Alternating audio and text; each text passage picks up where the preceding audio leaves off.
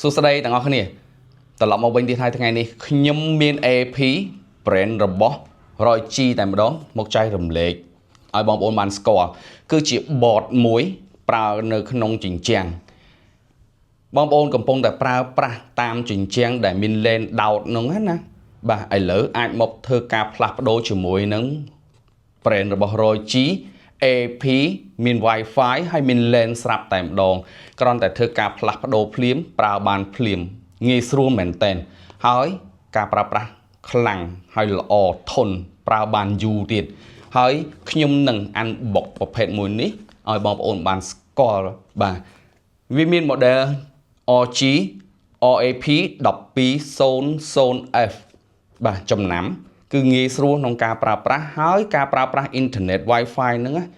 គឺមានលំនឹងល្អ stable ខ្លាំងតែម្ដងបាទដែលកន្លងមកខ្ញុំធ្លាប់ដាក់ឲ្យបានភ្ញៀវច្រើនមែនទែនដូចជានៅលើពិដានបាទឬក៏តាមជញ្ជាំង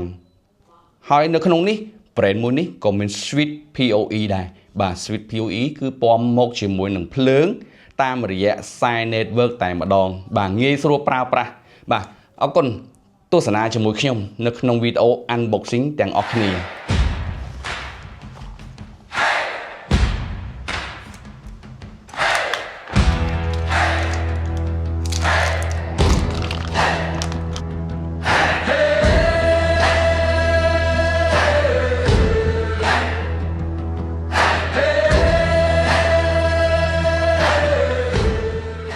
បាទអ្នកទាំងអស់គ្នាយល់យ៉ាងណាដែរសម្រាប់ Roy G AP board network តាមជញ្ជាំងមួយនេះអ្នកទាំងអស់គ្នាមានចម្ងល់លើសពីអ្វីដែលខ្ញុំបានរៀបរាប់អាចឆាតមកនៅក្រោមវីដេអូមួយនេះមកឬក៏អាចចូល inbox តាមរយៈទូរស័ព្ទឬក៏តាម Telegram មកដើម្បីសួរព័ត៌មានបន្ថែមពី brand របស់ Roy G មួយនេះ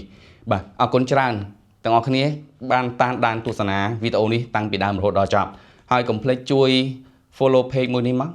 ហើយ share វីដេអូមួយនេះដើម្បីឲ្យមិត្តភ័ក្តិបងប្អូនបានឃើញផងបាទហើយ brand Roy G នេះអ្នកទាំងអស់គ្នាអាចមកគ្រប់តំណាងចាយចាយរបស់ក្រុមហ៊ុន Roy G ទូទាំងប្រទេសបានណាសាកល្បងសួរព័ត៌មានឬក៏តេស្តសាកល្បងនៅកន្លែងផ្ទាល់តែម្ដងបាទអរគុណសម្រាប់ការតាមដានវីដេអូនេះតាំងពីដើមរហូតដល់ចប់អង្គរៈភ្នែកទឹករបស់លោកអ្នក